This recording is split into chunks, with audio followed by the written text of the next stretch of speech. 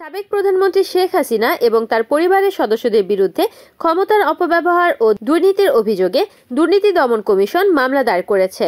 অভিযোগে বলা হয়েছে, শেখ হাসিনা ও তার পরিবারের সদস্যরা পূর্বাচল আবাসন প্রকল্প থেকে অবৈধভাবে প্লট গ্রহণ করেছেন এবং এ বিষয়ে আরও অন্তত 12 থেকে 13 জনকে আসামি করা হয়েছে। এই মামলার পেছনে প্রধান অভিযোগ হলো, সাবেক প্রধানমন্ত্রী হিসেবে অবস্থানকালীন সময়ে শেখ হাসিনা তার রাজনৈতিক ক্ষমতার অপব্যবহার করে এসব প্লট নিয়েছেন, যা সরকারি বিধিবিধান অনুযায়ী বৈধ নয়।